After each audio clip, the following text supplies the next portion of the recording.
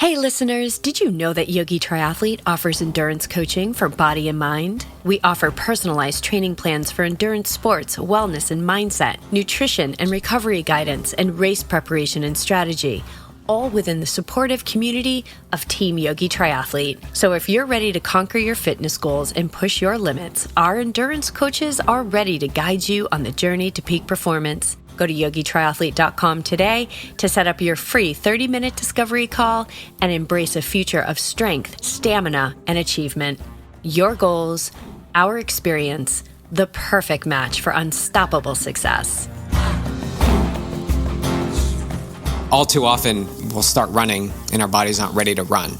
And we're running because whether we feel like we're further along or we have a story from the past that says we used to be able to run 45 minutes, so I should be able to run 45 minutes now. That is untrue. You need to meet yourself again where you're at today. Your body's different. It's totally different than it was before. So you got to constantly bring yourself back to patience. Like, this is a process. You're going to listen to your body. You're going to stay in the moment. You're going to stick to the workouts and give yourself time for the body to adjust so that it can handle the load. So you got to reel it way back. And walking is the bridge. It's the connector to getting back to running.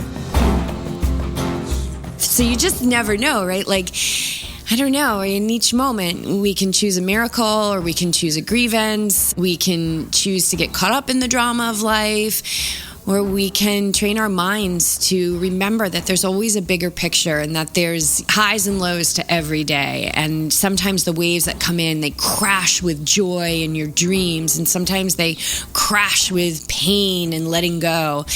And so at YogiTriathlete, our goal being to hold the line no matter what the wave is that's coming in.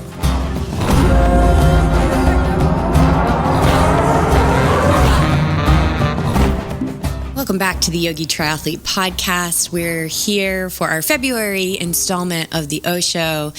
And I was just recording, but sitting here quite quietly because the chorus of the birds has begun. And it just blows me away. Every day, they just show up. They just show up every day and they sing. And it's not because there's an audience or because they're getting paid or because they're getting thank yous or validation for their existence. They just show up every day, just like the ocean, just like the sun. It just shows up every day without any expectation of anything in return, and it's all for us. And so I feel grateful just for hearing those birds. Maybe you can hear them in the background. I don't know, but maybe they're singing in your neck of the woods as you're listening to this, or the next time that you wake up in the morning, and you'll take a moment just to hear that and contemplate it on just a deeper level. So welcome, babe. It's good to be here again on our floor in the middle of our little studio. Clark with his blanket, just painting the picture here. Yeah, those birds, I mean, you've got to be able to hear them. And they've nestled in right above your training closet, underneath the shingles up there. You see them fly in and out. And they're really loud and really tiny. But yeah, it is a beautiful thing. And they're always on time. They're always on time when we're meditating in the morning, and they start to sing right on time. All right, so where should we jump in? We've got a question. We've got some topics we want to jump into. Well, tell them the news. Let's talk about the news. What's the big news? I know. You just never know. You just never know what's going to happen in life. What happened in life? Well, a lot has happened in life. And to be quite frank, it's... That's an interesting saying. To be quite frank? Yeah. I know. It's been kind of an intense few months since December, just caring for my mom and dad. I went back east and just wasn't expected. My dad had a couple of accidents, and so he is just getting stronger every day. And, that sometimes can happen in life, right? Like, you just never know where life's going to take you. And so family-wise, it's been sad and practices of detachment and zooming out and seeing the beautiful picture that is actually unfolding here, and then honoring the human part of it, and flying back unexpectedly to support my mom, and just diving in and learning so much. So life can take turns in that way, right? That's just another wave of life. But then in the midst of it, another wave of life that came through, which was just a couple of weeks ago, was that I was asked by the travel yogi to take over their Sicily yoga adventure this fall from September 28th to the 5th. So you just never know, right? Like, I don't know, in each moment, we can choose a miracle or we can choose a grievance. We can choose to get caught up in the drama of life, or we can train our minds to remember that there's always a bigger picture and that there's highs and lows to every day. And sometimes the waves that come in, they crash with joy in your dreams. And sometimes they crash with pain and letting go. And so, at YogiTriathlete, our goal being to, hold the line no matter what the wave is that's coming in. So, the Italy wave came in, which is incredible because for so long as I can remember, I wanted to go to Italy. And as long as I can remember, I knew I was going to travel the world. I just didn't know how it was going to happen. And you don't always have to know. And in fact, you'll rarely know how it's all going to happen. But if you get to know yourself and you follow your heart and you unearth your gifts and you share them bravely, like you'll see that those dreams that you had a long time ago, or maybe just even yesterday, they'll come to you because they're there for a reason. So Sicily Yoga Retreat Adventure, September 28th to October 5th. What's the adventure in it? So this will be my third retreat adventure with the travel yogi, and I haven't even done one yet. So we've got Patagonia coming up in about a month or so. And now Patagonia is like one of their more adventurous retreats. We're going to be rafting, supping, biking, kayaking, hiking. Like it's a moving adventure. We're going to be like... Plus yoga. Yeah, every day. So yoga adventures are adventure travel, expertly curated adventure travel, daily itineraries, all eco-luxury, all with cultural immersion, all with visiting these World Heritage sites throughout the world. And that's all done from the travel yogi, who are the adventure travel. They're the first company to blend wellness and adventure together, which is so cool. And then we ground our experience every day in yoga, which is really how we're going to be able to absorb all of the things that we're going to be seeing. Patagonia, Galapagos Islands, Sicily.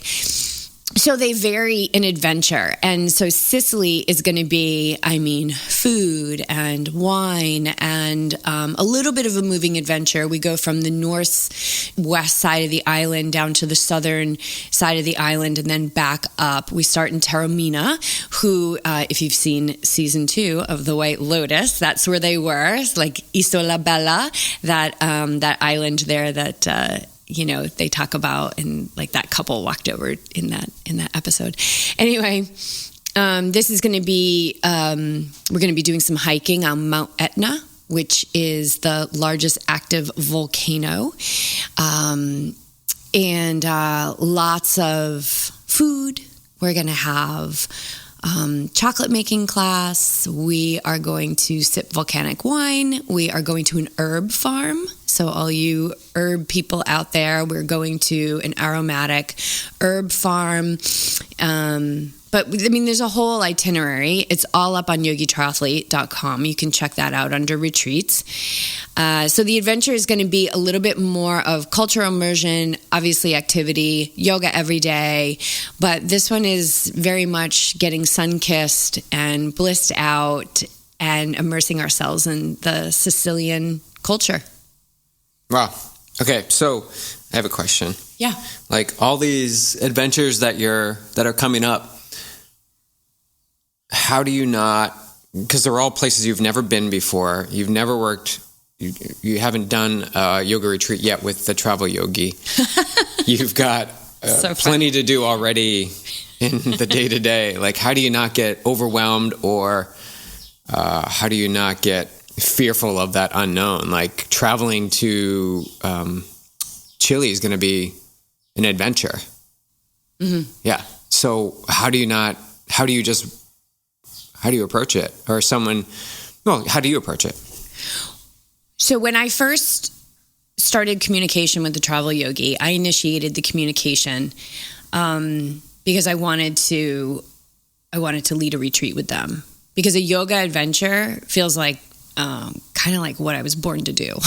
I mean, I'm adventurous. I like to take risks. I love yoga. I love to ground the wildness of life in a practice like that. Yoga resonates so much with me because it's the science of the mind. And all health and wellness and vibrancy and ability to accomplish goals and be our best starts in the mind. It doesn't start in the body. It doesn't.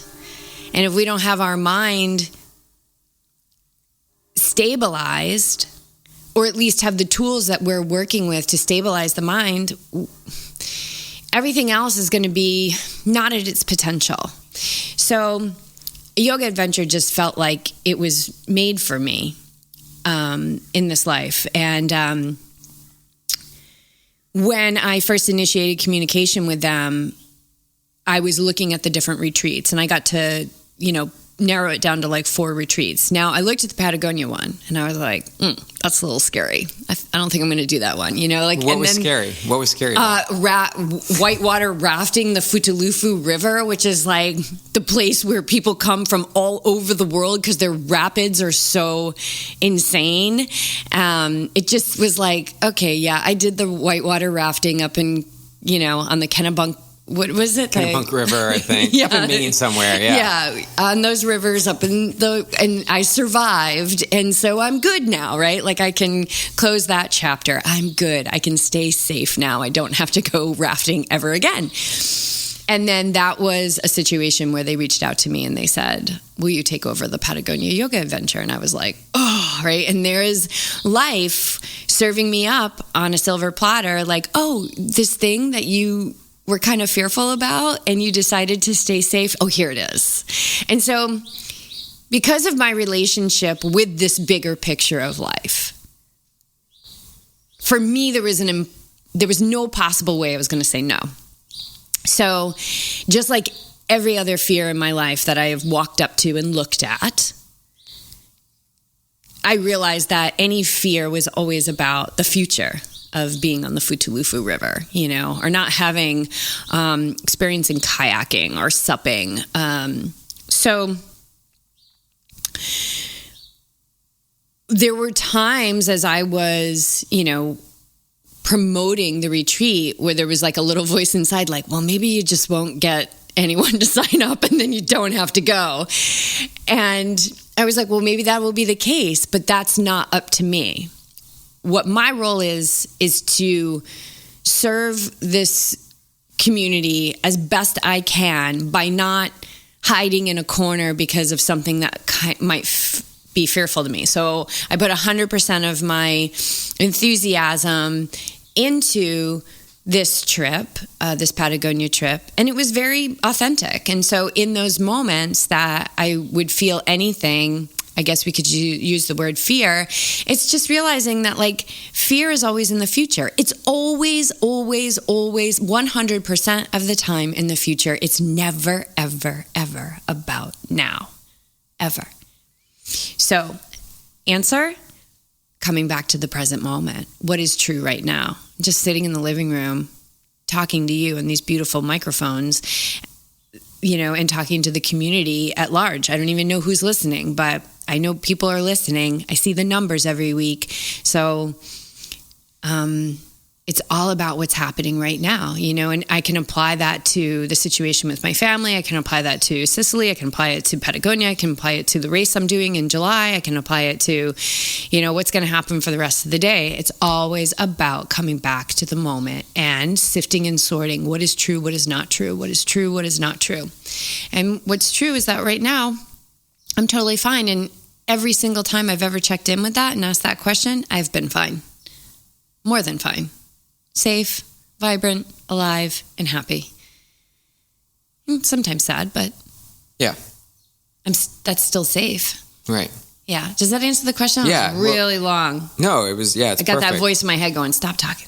No. Stop talking. I think it shows that you're human, right? You have the same thoughts and anxiousness that exists in everyone in the world, but the difference is the ability to pull yourself back to this moment and this moment and this moment, and that the details will all be filled in.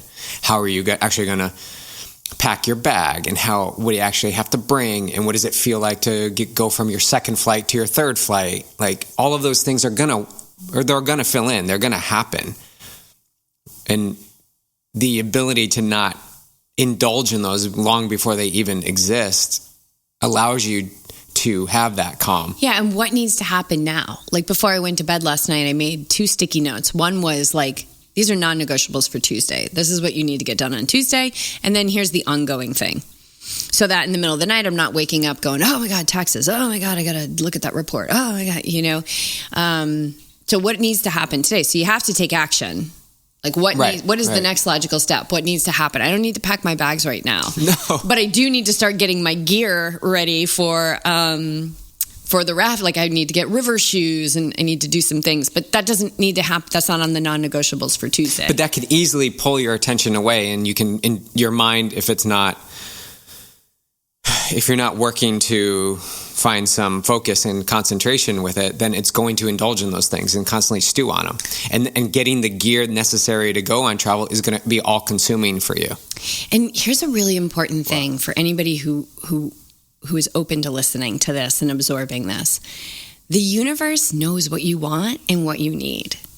So it knows I need river shoes. It actually knows I need a paddling jacket. And the other day, someone who's on the trip sent me a text and said, hey, I ordered this paddling jacket. It doesn't fit, but I think it might fit you. Do you want it? And, it's whatever. I paid $50 for it. And it's like, the paddling jacket just came to me, and now it's on its way here for a fraction of the cost of what it would be to be brand new.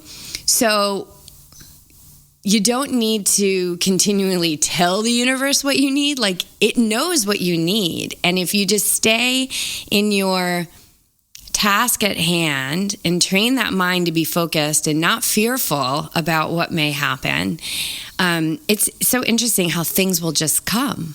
They'll just come. Yeah. It's just have more experiences. Like, this loops into everything that I've been experiencing, that we've been experiencing in life in this past year, this past month, today. Like, it's a constant pattern of just keep having experience by moving forward. Notice the doubt, detach from gripping too tightly, and just let things unfold and take that next step. It's really not a complicated process. We just make it complicated. And I've had thoughts of, how am I going to teach a yoga class after flying for 27 hours? Like, we're doing a wind down yoga, like when we arrive, or after being in class 5 rapids, like, what if I fall out of the boat? What if I hit my head on a rock? And I'm like, none of that is right now. Right. And how will I do it? I will absolutely do it, because I will be in that moment when I do it. I will be in that moment when I'm teaching those classes. And I don't need to plan anything, because I'm going to have the most extraordinary nature around me. And all of that power I am not separate from. So we have the energy that creates worlds coursing through our veins right this second. It's what is allowing you to hear through your ears. And when we identify more with that than the physical body, which is temporary, we are able to tap into this just fountain of youth and energy to accomplish anything that we set our minds to. Yeah. Wow. Do you want to describe one of the days? All right, give it a day. So this is a Saturday to Saturday. We're back in Sicily now. We're not in Patagonia, just so you know. We just flew back to Italy. We're back in Sicily. All right, give me a day, and we'll read one of the. I'll read one of the daily itineraries, and then we'll Thursday. We'll move on. You did this last time. What? Thursday. You said Saturday to Sunday, or Sunday to Saturday. Day 1, day 2, day 3, day 4. Well, I guess I could do the math, right? All right, so Sunday's day 1, 2, 3, 4. No, day 1 is Saturday. Oh, Saturday, 1, 2, 3, 4. So day 6. I love when it's so apparent about how you and I work Thursday. Completely opposite on Day on 6. so many things. Okay, day 6. Ooh, day 6 looks good. They all look good. Okay. Day 6, morning yoga and sustaining breakfast. All right, now forgive me. There's a lot of Italian words on this day, so hopefully I'm going to do them okay. Noto, which is also an area that the women visited during season 2 of the White Lotus. Remember when they rented the big house? Yeah, they were in Noto. Noto, the jewel of the Val di Noto awaits. Marvel at the Duomo di San Nicolo and the gorgeous stairs just below, as well as the Palazzo Vescovile, Palazzo Comunale, and the Baroque Church of the Holy Savior. As you stroll through the day, you'll be treated to gastronomical delights of Noto, including cuopo, the famous arancino, and the unmissable cannolo. After some free time to explore Noto, journey to Modico. So this seems like this is a travel day. Another tasty treat this afternoon as you learn about Modica's famous chocolate history. Get hands-on as you put your knowledge of Modica's ancient chocolate making to the test under the watchful eye of a professional maître chocolatier. Oh, reminds me of that movie where they were like, Chocolat. Oh, yummy. Evening outdoor yoga at the hotel, group dinner if you've got any tummy space left at the hotel. So Modica is where we are staying at this insane place, and there's a picture of it on our website, and also on my Instagram on our Instagram when we announced it. But it looks like this like old like castle, and there's a drone shot of it, and it's just gorgeous, beautiful lawns and this beautiful pool. And when I asked Jen, the travel yogi who owns the travel yogi, I was like, what's this kind of weather like? And she said, it's basically like, think SoCal. She's like, it's like SoCal weather the whole trip.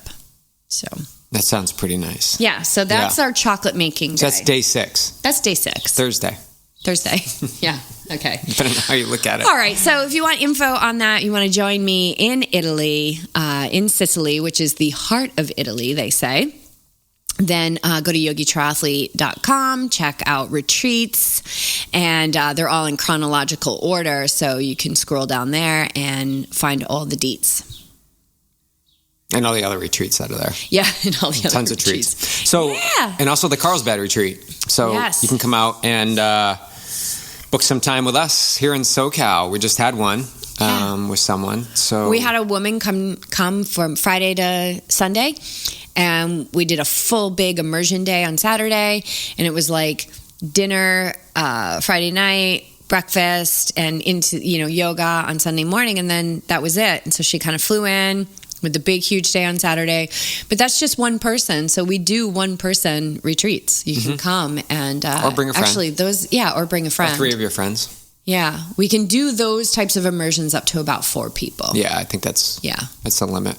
Yeah, but yeah, a really good experience to have, immersing yourself in like how I just love showing like so many like minimalism and how we cook and how we prepare and how we shop and how we transition in our day. There's just so many things that we do just because we do them, but they're really profound for the people that come and visit, and they're just like, oh, it's as easy as interrupting your day with a walk around the block. Or yeah, I mean, wellness isn't like, oh, you can't train for triathlon anymore. You can't. You have to like, wellness is so many different things. Wellness is just looking at your food for 30 seconds and contemplate all that it took to get into your bowl.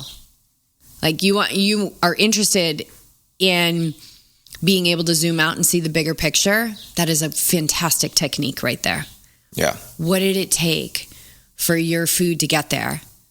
The drivers, the farmers, maybe it's animals, the mother animal that gave birth, the seeds, the sun, the rain. Like, it's just incredible. And it puts you in a state of gratitude.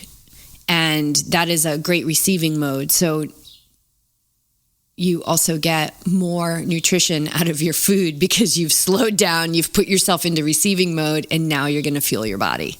So true. Yeah.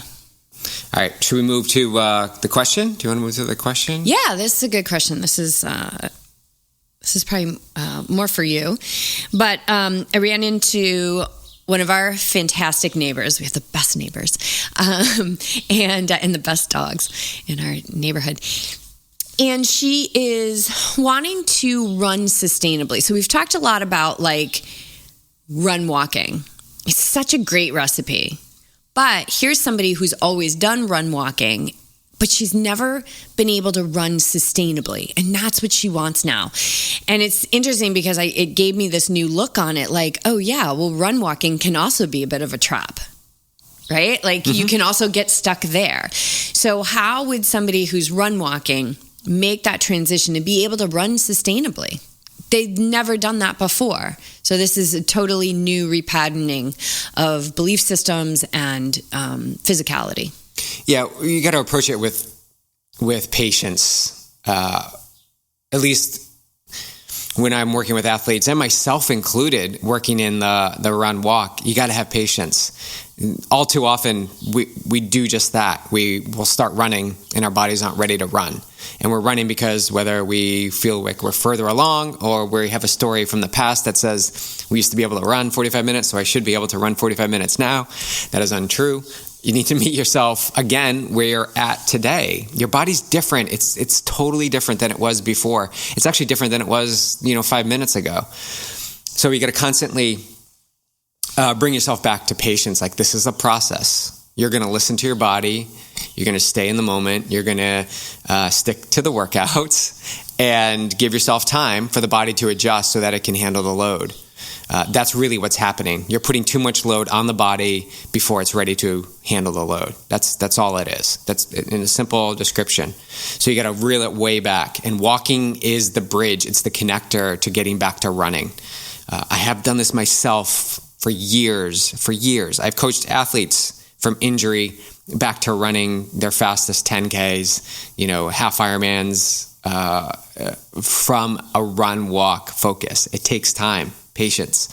So someone's working with an injury or, is under the weather or, just hasn't run in a long time. You got to start with walking, put walking on your plan. So start walking, 30 minutes, 45 minutes, walk up to an hour without it affecting you. Walk up to an hour. You can do it every day. Walking's amazing exercise. Then you start to integrate runs into the walk session. So I like to give 5 to 10 minutes of walking to start, get the body warmed up, then start integrating, and you've done this yourself, like 30-second or 15-second little jogs. Let's say you're coming back from an ankle injury or lower body injury, or you're just trying to get back into running. 15 seconds on, just a light jog, and then walk for 45 seconds. 15-second jog, walk for 45 seconds. Repeat that for a couple rounds, 5 to 10 rounds, see how that feels. If you feel amazing after 10 of them, walk out the rest of the time. Walk for another 20 minutes, and then you're finishing on top.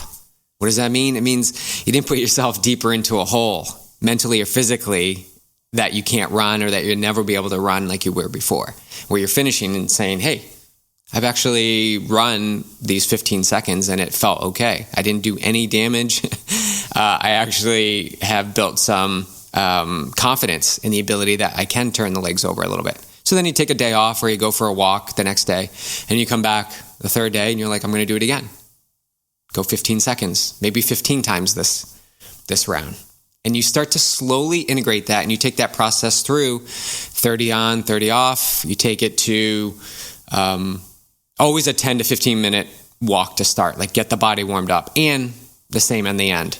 Really important. So then you start to move. As you do this a few weeks, the body's feeling good. You're not running into anything. You start to incorporate 1 to 2 minutes, 3 minutes even, running. Same walking. Go equal. 1 to 1, 2 to 2, 3 to 3. And when you feel that's absorbed in the body and you're not banged up because of it, you start to decrease your rest, the walking time. So you get to a point where you're running 3 minutes and you're walking 1 minute, running 3 minutes, walking 1 minute. And this happens over the course of months. And you finally get to the point where something that we integrated into our bike camp, where you're doing 9 minute run, 1 minute walk. And those were the runs that you would have through the whole bike camp because the focus is biking. And the feedback I got from that for those that first tried it was just, they felt so refreshed when they started to run again. And they actually didn't mind the break at 1 minute because it's just 1 minute of walking. What we bump up against as athletes most often is the pace. All of a sudden our pace goes down because we walked a minute, and look on Strava and it's a slower overall pace. And that's causing some dissatisfaction with you as an athlete. It is an unstabilized mind. Yes. There are tools for that. But this process it's slow. It's slow. Well, it can be quick. It can be quick if you do the work. Just continually be consistent, walk, run, and take your time to get back. And I would also recommend not adding in explosive or intense activity outside of run walk. So let's just say box jumps or... Yeah, but bike would be okay. Bike would be great. Bike would be awesome. Bike would be great. Swim would be great. Swim would be even better than biking. So the next best thing after the run walk is swimming. Get in the pool. Amazing for the body. Like no impact. It's just the best. It's the best. And then biking. So good to bike. It's, again, lower impact than running. Running is the hardest impact on your body. So adding in some walking is going to help reduce that. Which doesn't actually make it a bad thing. Like bone responds well to that. Again, like patience though. Strong bones. Yeah.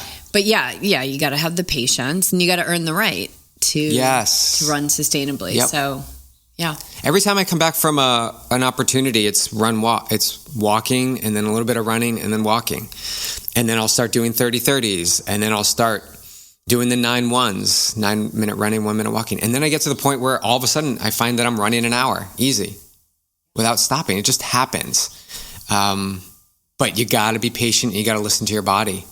Listen to your body. Walks. Don't discount walks. No, especially for Ironman or long distance ultra races. And, it's never one thing, right? Also, don't discount nutrition. For sure. Yeah. How you're fueling your body. Is there a lot of processed foods there? Things that will create inflammation in the body won't help the sustainable run program. So anti-inflammatory foods, little mind training. Well, the mind training, I'm glad you said that because that's it's everything. That can derail you. Literally, like you're going for 2 weeks, 3 weeks, you're feeling great, and all of a sudden you say, I'm going to run an hour when you haven't even run straight for 15 minutes, right? So every brick builds upon the next brick and the next brick and the next brick until you build this huge foundation. And then you add the layers of running on top of that, and your body absorbs and likes it. Yeah. Mm-hmm. Does that answer the question? Yeah, I think that's a good plan. I think that's a good plan. I don't know how people do it without coaching, though. I really don't. Like that, and that's just a personal thing. I've always had a coach as long as I've, been in this sport, and it just so happens that you're my coach now. But I don't know. Everybody's different. Like some people really love like putting all the numbers together and this, and I love that, right? Like to me, that's like putting together a retreat itinerary. I love that, or like categorizing expenses in QuickBooks. Like I love that stuff. Everything fits in so nicely. But when it comes to training, like I'm also a big fan of outsourcing. We used to do this when we were homeowners. Like we're not putting the front porch on. Like we're hiring someone to put the front porch on, whatever that looks like. So for me, coaching has just been so wonderful to be able to just look and execute. I like to just hand it over to the person who really knows what they're doing. Yeah, it's important. It's an important piece. You have that outside voice. The objective voice is so important. Like the non-judgmental, what are they... Because when we're in it, right, sometimes it's hard to see. So we have to practice the zooming out and, zooming it. We want to zoom out and we want to be able to see that objective perspective as well. But through the voice of somebody who's looking at it with their eyes is super helpful. So helpful. All right. What's next? I've been watching If you guys didn't listen to that podcast we did with Ari Clow, professional triathlete. He's got his own YouTube channel. We had him on the podcast a while back. And he's down in Australia right now. And he's doing these videos on the Australian method that he's highlighting in his videos. Really long videos. They're like recording his whole training day. But he's down there. It's the second week of 8 that he's going to be down there, and he's learning to swim. And as you know, Australians so good at swimming. It's like they're born in the water. And it's just so... There's just a lot of great swimmers come from Australia. They're doing the work. And so what he's finding in this Australian method, and he branded it himself. I don't know if there's anything called the Australian method, but it's the grind. It's also doing the workout to its completion and not bailing on the workout because you're not hitting the numbers or times. It's just you keep showing up and you keep swimming over and over and over and over and over again. That seems very important. It does, doesn't it? It's very important to follow through with what you do because, if you crumble on things, other things in your life will crumble. Right. Like, if you want to know if you're crumbling on your word, just look around at, this is where we can use history to our advantage to really look at is my word good? Is my word solid? Yeah, you want to finish that workout. So yeah, expand on that. That's so good. So take Joe athlete who's not hitting their times in the pool and they're like, forget it. It's not the day. Yeah, that's exactly it. They say it's not the day. Or they say... No, but it is the day. But it is the day. Seize the day. It's a super important day. That's why isn't it the Australian day for it? Isn't that their slogan? Yeah. Every day is the day for it. I love that. I think it comes from Win Republic. But I really resonate with it because I've been there so many times myself and have coached athletes in this environment where they see the set and they've already determined before they've started that they're only going to do 1 round versus 2 rounds of the main set because they're tired or they haven't fueled well or they're sleepy or the water's too cold, whatever the excuse is. It's an excuse.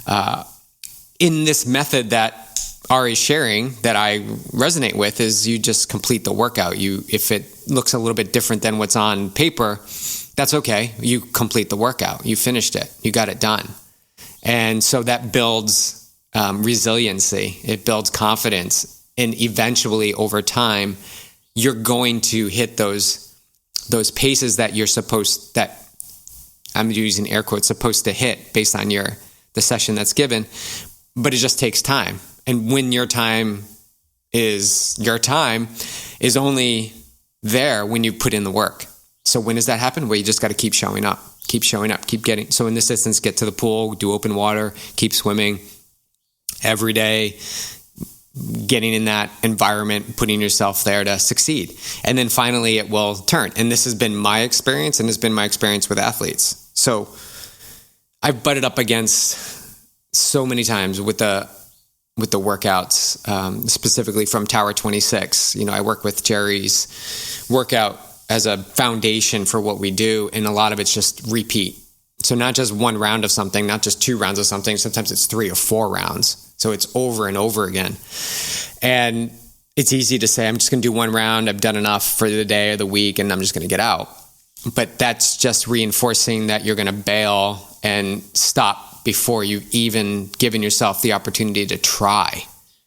So let's talk about a specific workout, 16 times 25 at 90%. So 16 times 25 yards, 90% effort on short rest, say 10 seconds, 5-10 seconds. And then you do a 200 or 300 easy pull. Okay, that's the set. And then you do that 2, 3, 4 times through, right? And so you look at that and you're like, it's not the day. I can't hit, whatever that time is that I hit last week in this set. So I'm just going to do 1 round of it. And you haven't even jumped in the water yet. And you've decided that. And this is me too. I'm totally guilty of this. I have experienced this so many times, but I've also coached athletes through this. And it's important to give yourself the opportunity to be in that moment when a decision actually has to be made, not make the decision long before you've even dipped your toes in the water. That's a critical moment to success. That right there is more important to me than actually the times that you hit in the pool. So let's just say the workout's three rounds of that, and you get in the pool and you finish the second round and you're like, I don't know if I have the third round at that intensity. I'm not sure I'm going to be able to do it. For me, and for the athletes I've coached in that experience, if you just give yourself the chance to go that third round, 99% of the time, again, myself included in the athletes I coach, have completed that third round, and it's maybe 1 second or 2 seconds off of what they hit previously. It's never to fail. I don't think I've ever had anyone go to that third round and failed, like they haven't hit the 25 with the same send time. So what does that say? It just says there's nothing special there. It's just giving yourself the opportunity to be successful versus the mind wanting to be at ease and peace by saying, I don't have to think about it, so I'm just not going to do it.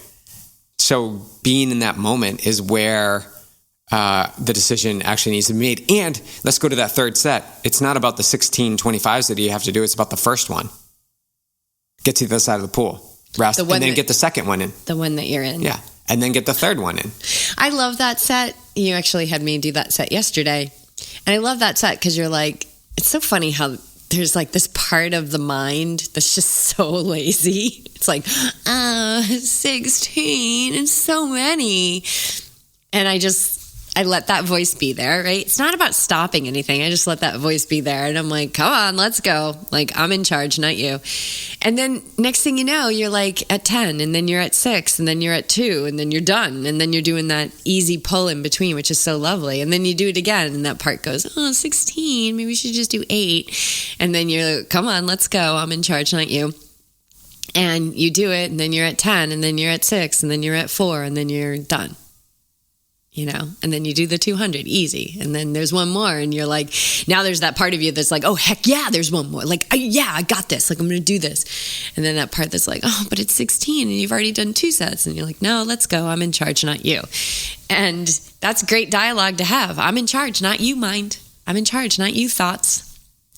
Gosh, those thoughts are really, it's a battle. They really need to be watched and regulated because they are. So what's the difference? They are creating your life. Life doesn't create your thoughts. Thoughts create your life.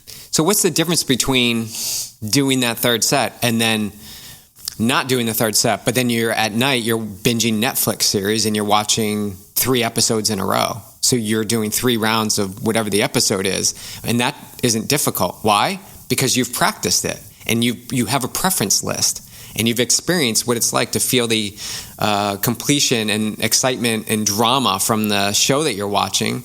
But yet in the pool, because you haven't practiced going to that third set, you haven't done it. There's no difference. Well, and also we're not bettering ourselves when we're binging, right? Well, we all do there's it, that, yeah. right? And so anytime we go to better ourselves, we're going to have resistance. So going in the pool and doing the third set that you've never done before, or pushing it to 4, or doing a shorter leave time, that's all bettering you. So you're going to have that resistance. Now, just sitting, with a full belly and your sweaties, binging, like there's nothing about that that's making us better. So you're not going to have any resistance because that lazy part of the mind is like, oh yeah, I got you right where I want you. Wait, what happens if you're binging like the Blue Zones from Tampa? It doesn't matter. It doesn't matter. I mean, it's a better mental impression. Yeah. It's a better impression. But it's, it's still, the screen in your face and, no movement. It's, nothing's, it's like inertia, right? And the mind can fall there. You got to watch that. Like, that's okay. It's okay to, we do that. We go, oh, yes, let's just put our phones on airplane mode and we'll just watch an episode and then we'll go to bed and we're all done working for the day. And it's okay to have that, where you're like, no more activity, no more training plans, no more, QuickBooks today. But that's not the state, for every day. Right. And it's certainly not the state when the alarm goes off to go get your 4 times 16 times 25 set in the pool done, and you say, I'm just going to stay right here. Yeah. It's not okay then. That's when you really got to rise above and say, no mind, you're not in charge. I am. I have an Ironman in 3 months and getting out of bed, because binging Netflix is not an Ironman in the making. You know, I'm glad you mentioned the alarm. Something happened while you were back east. Ooh. I think I shared this with you. It's the day you left on Monday. Yeah, you left on Monday. So starting Tuesday morning, I got up at 4:45. I set the alarm for 4:45 because I had news that the pool up the street was opening Tuesday morning. Okay, so a mile up the road. And as you know, I've been working through opportunity in the body, and swimming hasn't been consistent, and yada, yada, yada. But I woke up at 4:45 because I wanted to do my whole routine, mobility, then work my shoulder exercises and scraping and trying to get my shoulder to get in line with my objectives. Let's be clear here. Like, get on board, buddy. And then do my meditation, and then take Clark out for a walk, and then get to the pool for 6 a.m. So that left me 75 minutes to do that, right? And have coffee, of course. So as I did that it turned into a routine. Every day I would get up at 4:45, go to the pool at 6, come back, and get on with my day. And I was starting to pick up momentum. And what I started to realize as I was getting deeper and deeper into the week is, like, that's not even enough time, because then I was starting to rush and get to the pool without any time to just take a few breaths. So then it's like, okay, well, now I need to back it up even more. And the mind was like, well, you're 4:30? Like, that's another 15 minutes. And it said, the rationalization was like, yeah, but it's 15 more minutes in the morning I'm going to get where I'm not going to be rushed and panicked or a sense of urgency. I find whether I walk this purposeful walk from our door to the car, like I'm trying to quickly get there. And I've had moments the week you were gone where I just walked gently from the door to the car in peace and calm. I wasn't trying to rush. And it took a few extra seconds. It wasn't that enormous. But my point is, even though we need rest and sleep, it's important to make time in the morning to not be rushed, to do the things that you want to do, training, getting to work, whatever, spend time with your family, your baby. Like, it's important to get up. 15 minutes either way, you guys know this, is 1%, less than 1% of your day. So that's not going to swing whether you have a magnificent day because you missed 15 minutes of your beauty sleep. Like that, to me, it's more enjoyable to be up and have more space between the things that I'm executing throughout the day. So yeah, I've continued that. I'm actually back to 5 now that you're back. But we also why are you back to 5? Because I've been getting up at 4:30. I don't know. I don't have an answer. Yeah. So I guess it's back to 4:45. We'll see what tomorrow brings. But that was a good experiment. And I took a lot away from it. So that's what you do with experiments. Like, you got to pull something out of it. Yeah. And it's okay, and ebb and flow with it. Like, it's not wrong that you're getting up at 5 now, ebb and flow with it. Like, you saw some momentum. Okay, now learn from it, use it. Like, how does that inform your future? How does that inform knowing how much time you need to get out the door? Yeah. And so if you're listening to this, look at your morning. Is it rushed? And would 15 minutes allow you to sort of transition a little bit more wisely between one place and the next? Yeah. I mean, I don't know if I've talked about this before, but like in the 1950s, there was a group of doctors that identified, really this disease of the future, which is Hurried disease. Hurried, like Hurried. And that's it. That's the state of our affairs. Have you ever been like wave somebody through a crosswalk? Nobody takes their time. They're like running across because they're like, oh my God, I can't make people wait. Can't make the person wait in the car. They were so nice to stop. It's like, You're hold on a walking. second. It's common courtesy not to run somebody over and take your time, take your time. And that's a great way to practice slowing down when you're at a stoplight. When if you're on your feet and you're walking, or you're out on a run and a car waves you through, take your time and notice the tendency to hurry, because that hurried disease, it's killing us. Literally, it's killing us. Yeah. So, and it doesn't mean that you're going to be slower. In fact, it's probably going to mean you're going to be faster, and because you're going to be healthier, and your mind is going to be less disturbed, because you're bumping up against those impulses and you're not responding to them. So the thoughts, the impulses are not in charge of your life anymore. It's kind of like a life-changing thing if you just take your time crossing the street. So try it and let us know. Try it. Let us know and let us know how it goes. Slowing down to speed up. Yeah. Slowing down to speed up. I mean, they taught this thousands and thousands of years ago. It's never changed. And now we adopt it in endurance training. Slow down so you can run faster. Well, same thing in our whole life. As you slow down, you become more efficient. You're not making as many mistakes. You're not banging your head on the wall or bumping into the chair, because all of that is just wasted energy, wasted time. So as you slow down, you actually speed up. Yeah. It's a philosophy I've embraced. I like that one. Yeah. So, fastest Ironman. So just a quick update. Still pursuing my fastest Ironman. Nothing's changed there.